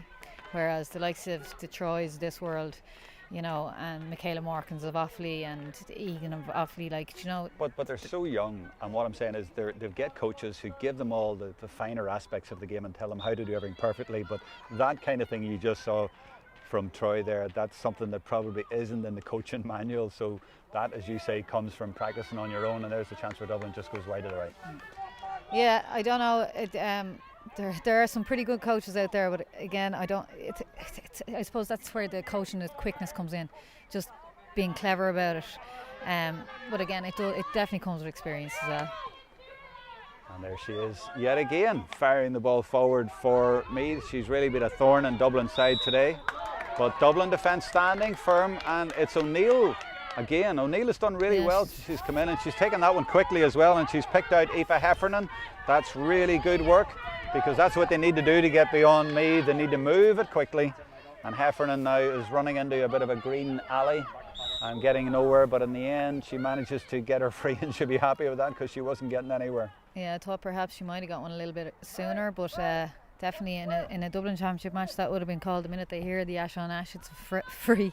But luckily enough, I think she's lucky to get the second free, or the second incident there, but we'll see what Ciara Holland does with this. But it's Molly O'Neill, since she's came on, has really settled the ship back there. It's been amazing. Interceptions and just, again, tenacity. Brilliant display there from a sub coming in. We love being right behind efforts like this. Yeah. But it's just going to the right and just wide from Ciara Holland, and I'm not sure if she was going for a free or dropping it in there. The referee has called a water break. Again, like the first half, that flew. It's such an entertaining game, and both teams going at it, and it's so close and so nicely balanced. But a bit similar to last week, Sheila, in that in the first half last week you were thinking, if Dublin could just sneak ahead here, this could be really, really interesting. And Dublin need to get a goal here, you feel, to try and get ahead. They're only 3 behind, but you just don't feel they've enough threat going forward up there, and they need a break, and you just don't know where it's going to come from. Yeah, I think you took the words right out of my mouth there. It is, if Dublin got a goal, it would absolutely rejuvenate them then and give them that lift, like the way when Brennan saved the penalty in the first half. It just gave the whole team that just shove in the back to kind of go, oh God, we're still in this, come on, let's do it. So if we were to get a goal, fortuitous, a fantastic goal, one that drops in over the keeper's head, I'd take anything at this point, but it would definitely make a huge difference to the confidence. And do you know, even if they're starting to feel fatigued, it would just energise them a little bit and go, look, Jesus, 15 minutes left, let's just pour everything into this now. They're keeping Meath out at the back, they're doing very well at the back, but again, because they're under so much pressure from the Meath forwards, the balls out to the midfield, half forward line aren't panning out. And Meath centre back there, Maeve Clintz is kind of cleaning up a lot of ball there that's dropping in on the half back line there for Meath. Do you know what's interesting in there in the Dublin group there, the huddle there, the manager's leading into it, and all the girls are speaking up, which is good to see. You know, the young girls are not being afraid to sort of say what they think as well. Now the managers come in now, but they're all having their say, and you know, they're not afraid to speak up. And you just feel that if they just got a break here, then maybe it could get interesting. But on the goal thing, Sheila, I mean, I don't think there's been a goal chance at either end really that you can talk of, apart from obviously the penalty. But there hasn't been a real goal threat at either end. Neither team's really had a goal threat that I can remember. No, just I suppose the one from Meath in the first half that just flew up over the bar was the closest thing, but she was still about 20 yards out. You know, it wasn't exactly a clear-cut goal. It would have been opportunistic. And then as far as Dublin were concerned, I suppose there was a 2 close-in free, or sorry, we only got one of them. Less said about that the better. But look, we got one of the frees, and then Siobhan didn't get the second free. But again, clear-cut goal scoring opportunities have been few and far between for sure. But the other point I'm making there is in the huddle, I mean, it's nice to see Dublin young players trying to take responsibility, and you want them to do that on the pitch as well, surely. Absolutely, but like, you know, you have a lot of leaders there. You know, you've 2 vice captains and a captain from the minor team last year, and you have 2 vice captains and the captain on an intermediate team that have been around a good while, so you'd expect them to be standing up now at this point. I know they're young, but it's a great sign. Troy again. How many times have we said it, that she's been leading from the front there, and she drove that ball in there, and you thought danger again. Dublin have dealt with it. Now Meath aren't happy with it, the referee, but Dublin have dealt with it again, and the goalkeeper Brennan has come out, and she'll get good distance on this. No wonder she's a puck fatted champion. That was brilliant, and that's got her well into the other half. And this is where Dublin just need to win the ball and go for it. Hicks is over there on the far side, and it's just Meath dealing with everything. They've kept Dublin to 7 points 46 minutes into this game, so a lot of credit to Meath, but Dublin just struggling to get past that strong Meath defence in there. And Troy now has been tackled and has been fouled in there around the middle of the field, and that'll be a chance for them to go 4 up. And the Meath management on the sideline really not happy with that at all. I think they want some action taken, but Troy will get up and get on with it. And I'm looking down now to see if Dublin are going to make any changes. And they've actually 3 subs lined up here, 25, 26, 27. So 25 is Nicola Thorne from Skerry's Harps, 26 is Rachel Dolan from Ballantyre St John's, and 27 Rachel Seary from Foss Celtic. So it looks like they're going to bring 3 on now. The umpire is having a word with his referee out there, whatever has been said or whatever he's seen, or maybe it's to do with the substitutions, I'm not sure, but there's a little bit of a hold up here. And yeah, I think they are making the substitutions now. Dublin have already made 2. Lauren Robinson there making way. Number 4 Lauren Robinson is off. Number 12 Maeve Hicks is coming off as well, and you can tell them coming off, they've given their all out there. They look busted and stuff going out there. So No doubt 2 about it. subs on, maybe 2 on, 2 off, maybe not the third one. Maybe 26 Dolan isn't coming on just yet. No. Can we go back there to the Sophie Brennan incident? Unbelievable composure there from such a young one as well. You know, she caught the ball. Look, I've been penalised for that kind of thing myself several times, but the rub of the green was with her on that occasion, and Cassidy gave her the free out. But a young keeper claiming a ball like that, going out, taking a couple of challenges, and she didn't even flinch. Unbelievable goalkeeping there from Sophie Brennan, I have to say. Goalkeepers union here, Well, of course, but no, you're absolutely right, and you could see her confidence lifting after the penalty save. Maybe she was confident before it, but she's had a great game since then. she has, and I was again talking to Helen. She says that she's very vocal and she has the backs very what organised. a catch there. Sorry to interrupt you. I'm not sorry, because what a catch there by Eva Dillon from Niamh Murnog. I have to highlight that. That was absolutely sensational. Left-handed catch, and is that going to lift the Dubs? Here's a threat around the Meath goal area. It's been dealt with by Maggie Randall though. But a brilliant bit of skill there from Dublin's substitute just on the field, Eva Dillon. Brilliant from Eva. Again, she has a bit of experience up at senior level as well, and she's well able to catch a ball. Not a bit surprised by that, but at the same time, brilliant to see. Absolutely fantastic the way she rose to get that. Now, we need Ciara Holland to come out. She is coming out. We're going to be right behind this one. She needs to nail this one and get the Dubs back into a 2-point game and make it really interesting in the last 10 minutes. That's what we're hoping for. We know she has the ability. She hit one from here a few minutes ago and it went just to the right. But if she could knock this one over, it would really lift the game, and the referee having a word with the Meath management on the sideline and just saying, keep it calm over there. And Just left post all the way now. aim for the left post from here. Yeah. She has done that, but she's in for the other post, and it might just it's gone wide. The umpire's given it wide. She I thought it wasn't crept sure in. about that. I thought it crept in. She thought it crept in, but maybe that's my blue tinted glasses on me. Yeah, but that referee, that umpire is right under that post. Is he in the best position to see that, to be fair? I don't know. I don't, Substitute look, Rachel Dolan going on from Ballantyre St John's for Dublin. Mentioned her a few minutes ago. That change is now taking Ciara place, Buchanan there coming and off. she's coming off for the captain, Buchanan, who took a few knocks and soldiered on, but is now being replaced. So it's 10 points to 7. And that ball breaking, but really well read by the substitute Leah Devine. Well, she actually started the game wearing 19, but you can see her just using her back to protect the ball there now. A Dublin player has gone down, and She has I taken could see quite the a referee smack looking there. at the sideline and saying, did you see that? I'm not sure if the umpire Yeah. is going to say, what did you see? I just saw a hurl coming across there. I can't say whether it was deliberate or not deliberate. I didn't see that much, but I definitely saw the connection. I don't know whose hurl it was even, but not only did I see it, but I heard it too. So I hope she's all right. It's a sore one. It's across the elbow as well. So the Dublin sideline there were not very happy about it either. So perhaps the linesman saw something. Well, he's definitely having a good conversation with the referee, and the referee wanting to know exactly what went on, because I saw the referee at the time letting the play go on, but looking as if he was a little bit alarmed to see what happened there, but he was in the blind side of that, I think, to be fair. But it's temperature rising in more ways than one here, because we're just seeing the sun come out a little bit here. It's getting a little bit warmer, and the referee, I think, is explaining to the management of Dublin, look, I'm doing my best out here, I can't see everything, and I've an umpire here and we're dealing with it, we're as best we can. Yeah, you can actually hear him say from my angle. So I actually it's thought like for perhaps, sorry Jerome for cutting across there. I just thought maybe perhaps that Dublin got a free there. My eyes are on cover for there, so I didn't see the free, but actually Meath were going mad there, the Meath sideline. And I don't know, sometimes is that getting the ref's ear and he just gets frustrated. As I said, I didn't see whether it was a free or not, in my esteemed opinion of Yeah, but referee. as you said in the first half, like, to be fair to the referee, he's consistent. I think so, like I Needs do. And in fairness, he didn't see it. If he had seen it, he would have done something about it. And like I said, could have been her own player. I didn't see it. I just saw the hurl connecting. Do you know what I mean? But it was a right slap.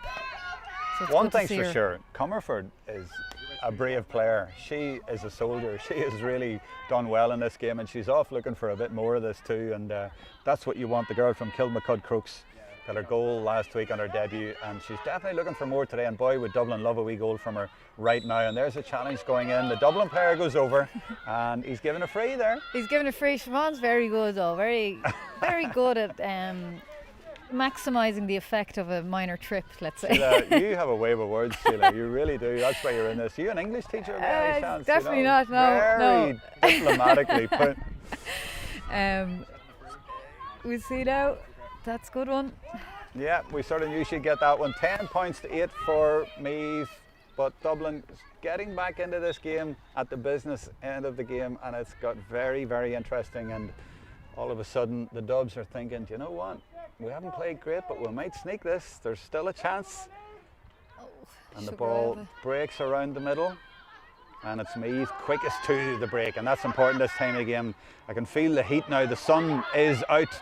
It has got bright here, and the referee will bring that back for a free for a foul on number 15, Megan Tyne, and Eamon Cassidy give the advantage for a moment, that then brought it back. And just when a little bit of leadership was needed, it was provided there for Meath. 2 points in it, but this will make 3 in it and just kill the Dublin momentum a little bit. And she's taken her time as well. Very, very good game management there from Meath as well. Looks like Dublin are warming somebody else up there. Fiona Isdale from Nafina is ready to come in, so I wonder who's going to make way now. So it's 5 changes already, and that would be 6, so they're trying everything. And it is Minogue for Meath, and that was just a formality. But Sophie Brennan with her long pick out will try and move this, and she does, but the referee says you've moved it a little bit too quickly, and I'm not quite sure she's what allowed to take the quick one. However, there was a substitute being made, so that was the problem. So there we have Fiona Isdale has come on there for Aoife Heffernan, the number 13 for Dublin, so she's off. It's a bit frustrating now from a Dublin point of view that they made that substitute then. Like, you know, you want to start an attack, you're 3 points down, you want to go up the field, you know, and they're after delaying themselves, you know what I mean? I get it, he wants to blood players and get everybody in and everything like that, but there are times, I'm talking about game management, that perhaps that sub could have waited. Now the puck out goes to the opposite side, and again it breaks for Meath, and I think that's Gaffney over there, but good work from Dublin to retrieve the situation. This is better. This is what we want to see from Dublin. This is super play, and the referee's going to bring it back for a free, and she's not been allowed to run at all today, Q. Nah. That was great defending from Siobhan, and she's done that a couple of times. Her speed is unreal there. She nearly caught Clint out there caught in possession there earlier as well, but she's so quiet as well on her feet. So she won the ball back beautifully there and created this opportunity. It's in the danger area, and Dublin looking to get a stick on this and whip try on and it. poke something in there, because there's 3 in it. And a little goal would make it very interesting. Is that O'Neill in there, or is that 25 in there? I think it might be Thorne in there. Free in. And they've got a free. It's a penalty, is it? Is he actually going to give a He's penalty? given a penalty. He is. Penalty to Dublin. Very, very interesting. Not long to go, 3 points in it, and they've got themselves a penalty out of nowhere. Their strategic fouling was so good up until then, but that's fatigue coming into it. I don't know, I didn't see much in it, to be honest, but definitely take it. What I've seen so far is that Ciara Holland is deadly from distance, so I would put my money on her here. It's Ciara Holland from Naomh Mearnog, student at DCU, scored 1-4 against Westmeath. We need a goal from a Dublin point of view here. Would she go low? She does go low. Oh, and she's put it low, but she's put it wide. Agony for Dublin. They so needed a goal at that point. Even a point would have done, but the keeper hasn't even had to do anything. Very disappointing for Ciara not to get it on target even. Once you get it on target, there's a very, very good possibility it'll go in. Like, so she struck it well. She struck it low, very hard to stop, but you only need to stop it if it's on target, I suppose.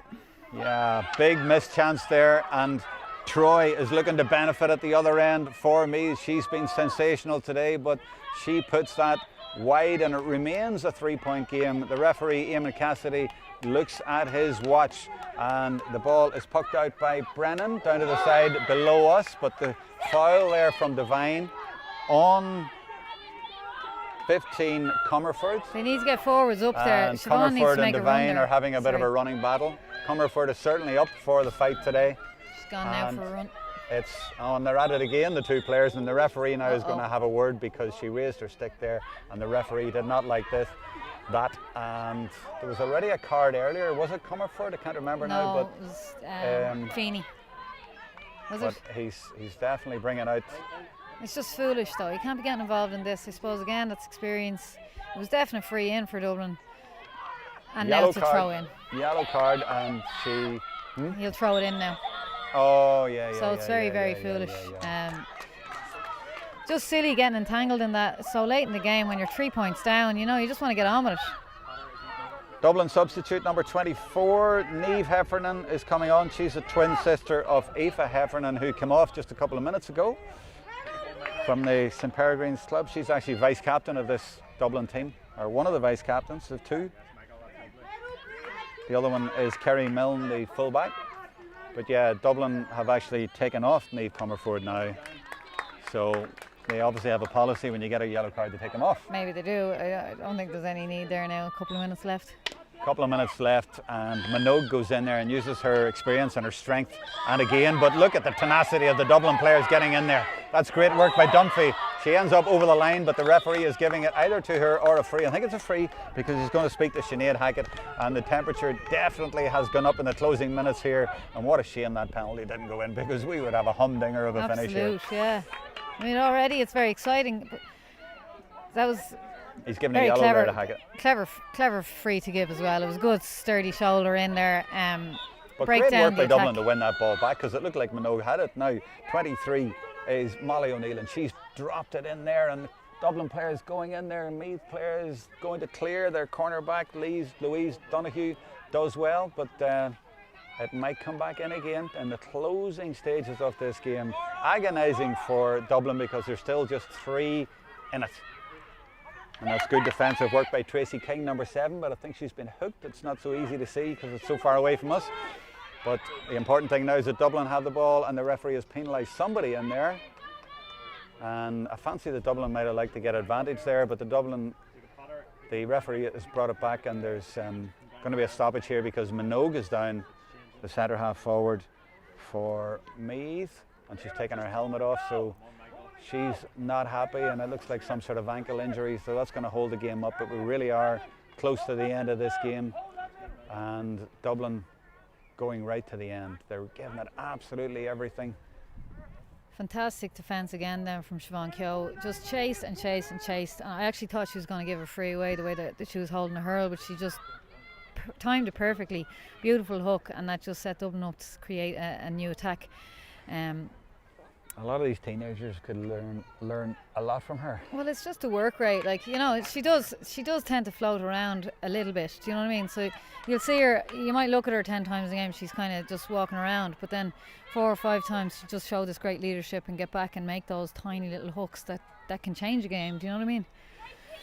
Right, here we go. Is this showtime right at the end of the game? It's Dublin trying to get the ball in to get a goal and level this game, and there it goes into the danger area.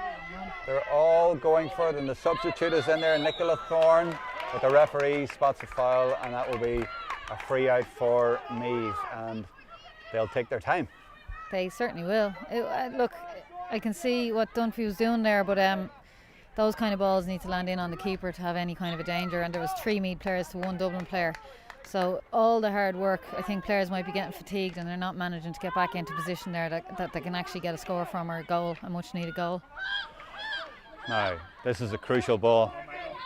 Who's going to win this one? The Meath player is in there, and oh, that's a little bit harsh. I think it was right down in front of us, and she did go down, but I don't think there was too much in it. But it gives a free for Christina Troy to take, and she really has led this Meath team brilliantly today, and she will launch this ball deep into Dublin territory, well away from her goal area. That's the important thing. 11 points to 8. The referee has already looked at his watch a few times, very close to the end of this, and Troy spins it up in the air, and indeed it's gone into a danger area. There might even be more profit for Meath from this, never mind just getting it at the right end of the pitch for them. And there's a high challenge going in, but the Meath sub has got on it, and that's the insurance point for Meath from Myra Kirby. 4 points in it, and that should be enough for Meath. Brennan with the puck out though for Dublin, and as usual gets good height on it, but not anywhere near a Dublin player, unfortunately. And it was a Meath ball all the way. It's almost as if she hit it too hard. And the challenge going in from Dunphy, but Meath clearing their lines, getting it to Tyne. Interception is by O'Neill, I think, again, and it is, but it's gone over the end line and it's a Meath ball. Referee has another look at the watch. Bit baffled by the Dublin full forward line there, just standing there for that hook out. I mean, like the world and his mother could see that the ball was landing in there in the centre of 3 Meath players, and nobody moved to make an effort to get it from the full forward line. Do you know what I mean? Your backs are to the wall, you need a goal. The ball's not going to magically come into you. It's disappointing to see. Hackett with the sideline ball, but it's O'Neill again doing great work for Dublin, and that ball blocked and gone over the end line, but the referee sees that that is a Meath ball and the ball is lost just at the minute, and he took a look at his watch. He took another look at his watch. I think he's saying we're about there. And it's Troy. 13 years on the Meath team and still leading by example and giving everything for the Meath cause. It's an important win for Meath today, and that's good work as well by Tyne and by Hackett. This is super play by the experienced Meath quartet in there. That's Minogan. There's a great catch as well, and that's Coleman, and Coleman's going for goal. The Dublin players come in and around her. She goes down. The referee lets it go, and it looks like the danger may pass, and indeed the ball has gone wide. Good defending by Dublin,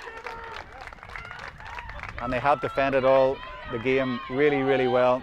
Brennan is looking to get her bigger stick to get more distance on this, and she fires the ball out, but actually ironically doesn't get the distance this time. I think she spotted someone was trying to go for a pass, didn't get there, so it's all a bit frantic from a Dublin point of view. Oh, great work by Keogh.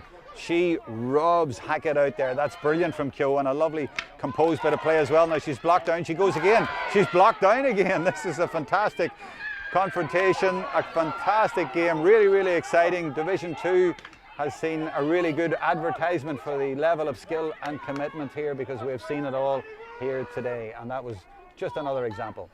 Now, what can Dublin do in the closing stages of this game? That's Dillon again with good hands, fires it towards the danger area, but it's not on target, and you fancy that'll be their last chance of the game. Was it a cheeky effort at goal, do you think, maybe at the end? I think so. No harm, I suppose, at this point to be going for things like that, but good hands. I saw the referee say 1 minute, so yeah. I guess that's it, so I don't blame her. And there's the sun out again, and the referee takes his whistle to his mouth and blows the full-time whistle. It has ended in victory for Meath, 12 points to 8, but a really enjoyable contest. We hope you've enjoyed it watching it on YouTube, and feel free to leave a comment on the live chat area there. We've been privileged to bring you this game and to see such an exhibition of hurling. As I say, it does Division 2 a lot of good to see the game at this level being played in this way, because a lot of skill out there, a lot of tenacity. It went right to the end, and everybody gave fantastic effort, and it was really, I really enjoyed it. Yeah, no, I have to say now it's a tough one to take, really, watching the Dubs lose against Meath, but look, a lot of positives to take from it and a lot to work on. So Dave will be delighted now with the amount he has to work on and to go forward with. Support play will be a huge one for me, and getting the forwards making the runs at the right time, getting a bit more support from midfield in at the backs when they're under pressure like that. But very positive. No goals today. Great organisation from Sophie Brennan. I thought she was an old head on young shoulders there today. I know probably at the end she was rushing her puck outs a little bit, and possibly a little bit composure was lacked. But overall, she gave a very, very good display in goals. It'll be hard for Dara Cook to knock her out of there again. Could I have your player of the match? And I'm going to ask you for two. I'm going to ask you for a Meath one, and it probably would be Meath overall maybe, and a Dublin player of the match. It's very difficult. I thought Cara Feeney was brilliant, but like I don't know, can you give it to Cara Feeney after being taken off so kind of early? I know she was taken off because of the yellow card, but I just thought her leadership and her dedication to the cause, her physicality, she just really messed things up for me a lot. Siobhan was very good in spurts as well. And again, Niamh Comerford worked her socks off, but I think I'm going to have to stick with Cara Feeney. I know she did come off. I know she picked up the yellow, but overall, as a leader and as a player, she was brilliant. It will be a toss-up for me between her, Comerford, and even Brennan in the goals. Was very good, but the standout player to me was Cara Feeney today. So I'm not going to change my mind. I think it was actually harsh to bring her off after getting the yellow. So with regards to Meath, I thought Aideen Slattery was brilliant in the first half. She did pick up a knock, but again in the second half there was times when things had kind of quietened down for Meath, and then all of a sudden pops up Aideen and creates another attack. So for me it was herself or Christina Troy in the centre of the park. She just kind of led the way, didn't she? Like, it was just unbelievable. She was in the right place at the right time. She was getting hooks and blocks in, and then the balls she was delivering in were just second to none. So overall, I think for the whole performance will be Christina Troy for Meath. I thought Minogue was good as well. I mean, their experienced players were good today, and I think that was maybe the difference today. Would you think? Maybe so. I just think they were a little bit more united, to be honest. I think their interplay was better than Dublin's interplay. It was going to hand more. You know, and it just seemed a little bit more settled, a little bit more solid, and I think a very, very deserved victory, in fairness to me, although Dublin worked extremely hard. But no goals for two teams that conceded 5 and 6 goals, not to concede any goals today, but they'll both take a lot of positives from that as well. Yeah, and from a Dublin point of view, you know, it's basically a minor team that has come up from last year's minors, bar 2 or 3 players. So when you look at that team and the changes that they've made over the 3 games, they've had 3 games so far. Now they haven't won, but you can see so much promise there, and you can see where they're going with it. You can see that these girls have come up through, they've been taught the right way. They're coming up against like Meath's first team, and a very experienced, tough Meath's first team, and they've stuck at it, and you just feel maybe that they will maybe gel on time. But like, what I know about it, I'm just looking at it from here. I haven't played camogie, you have, so you tell me. No, it's huge credit to the Dublin team, and like you said, like, it hasn't been a settled 15 starting every game. So like, he's rotating things, he's trying players in different positions. People are being blooded in every game. Like, how many changes did he make at the end there?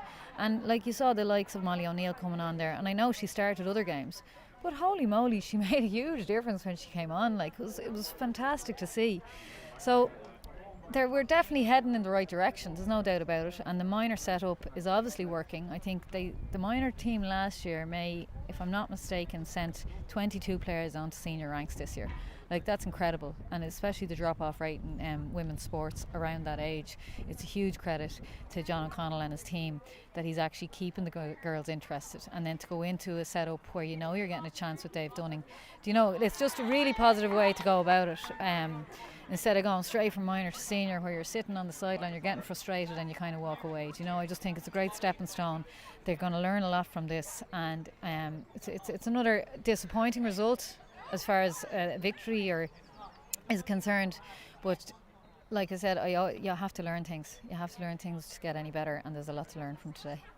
Absolutely. Well, I've learned a lot from just standing beside and listening to you. It's great to have you with us, so thank you very, very much again. It was great to have you with us again, and your knowledge is first class, and you tell it straight.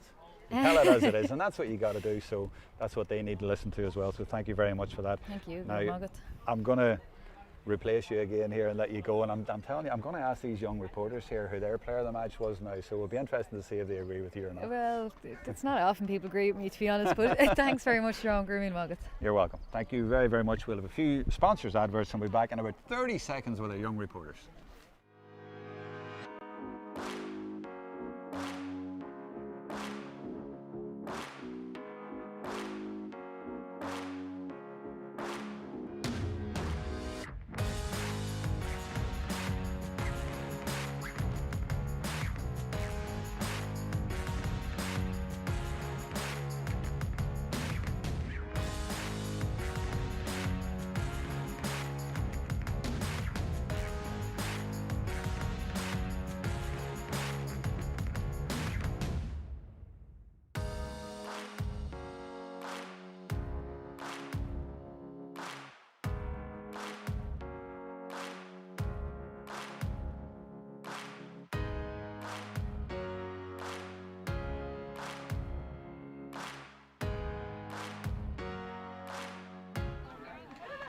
Now, just to finish, we have our young reporters again as part of the Dublin Camogie Young Reporter Initiative, which was set up to let young girls do a little bit of reporting, and you've been doing that, and the Meath girls are trying to get past. Go on ahead, it's all right, go on ahead.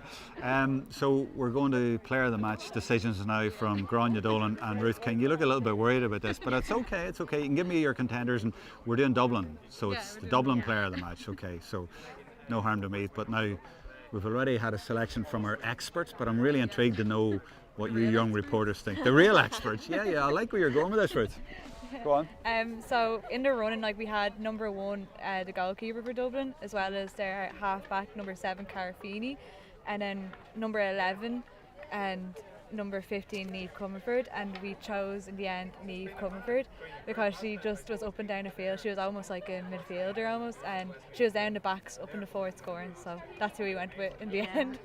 Sorry, what's this we thing? Have you joined up forces here? I thought you were two independent reporters here. You've teamed up? Yeah, well, we both were kind of saying like who stuck out for us, and like definitely Sophie Brown, the goalkeeper, we thought had great saves for the penalty and great puckouts, but we were both standing beside each other saying, yeah, Niamh Comerford's really sticking out to us. Every high ball she was really tackling for it, and like Ruth said, she was up and down the pitch, so we both agreed on Niamh Comerford 15 for player of the match.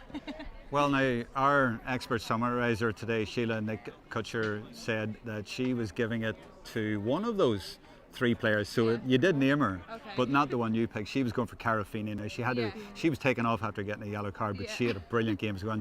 But it's interesting that you picked her out as well. What did you pick her out for? Well, it's just like she was the most solid back out of, the backs in general did a good job today, but just something about her, like she was catching balls and like sending them up to the forward line constantly, so it's just, and she did stick out in a good way, so that's probably why she was in the running for a player of the match. Now, if Martina McGilloway, the PRO for Dublin Camogie, is on to you now and saying, right, what's the report from that game? Send me a photograph, send me a few lines. What are you going to send her? What's the headline from that game, or your opening paragraph?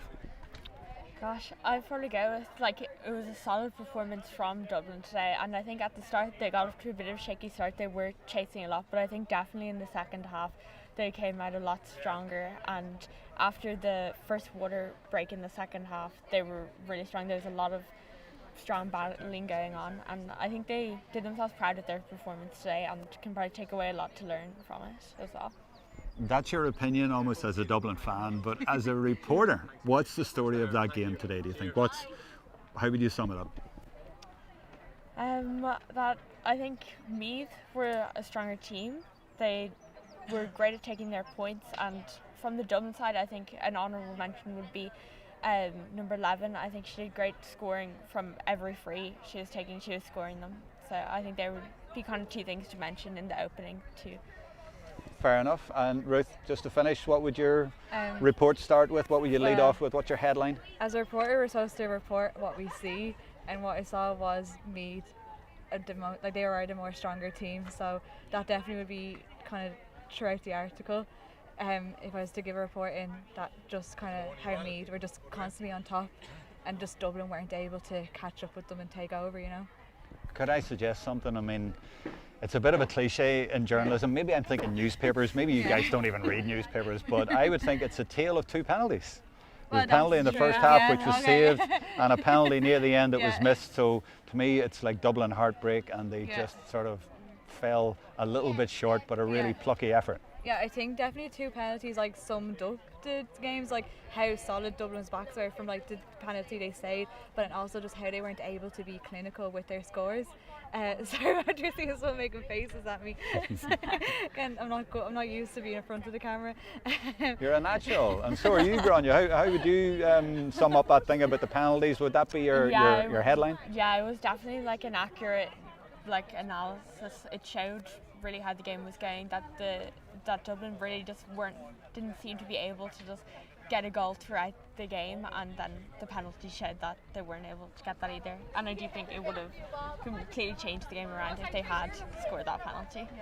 Okay, well listen, it's been great to have the 2 of you with us today. Just one last question for both of you. I mean, where do you go from here? I mean, do you see yourselves, because of this, going into a career in journalism or media reporting, if it's whatever it's called these days, and as females going forward, obviously that's very important as well, because it's been a pretty much male dominated business for an awful long time. But do you really feel that you can go and make an imprint in that profession? Well, like a host, obviously, like I'm studying journalism. It's what I want to do for my career. But yeah, like sports journalism was something that I was actually afraid of doing because it was so male dominated.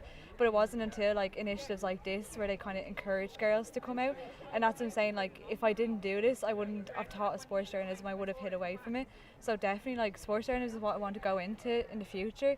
And it's so important with the PRO program and like the initiative with the Dublin reporters, like with things like this. It's going to be so beneficial to like for female reporters now in the future, like in 5, 10, 15 years time. Like I say we'll see a lot more of women on our screens now when it comes to sports broadcasting.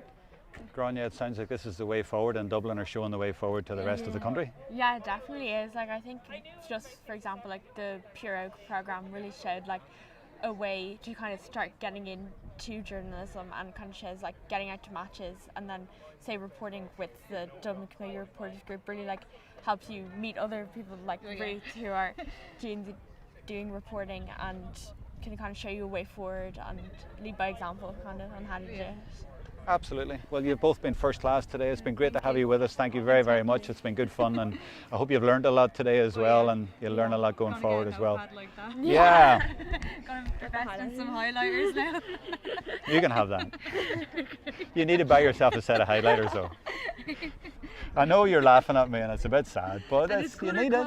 And everything Yeah. I was up late last night doing all that. It's all about preparation, all about research. But I'll go and explain this to all you guys later. We'll have a wee session later on, explain it all. But listen, thanks very much to Ruth King and Grania Dolan as well. And from me, Jerome Quinn, and from Sheila Nick Kutcher as well, it's goodbye from O'Toole Park in Dublin.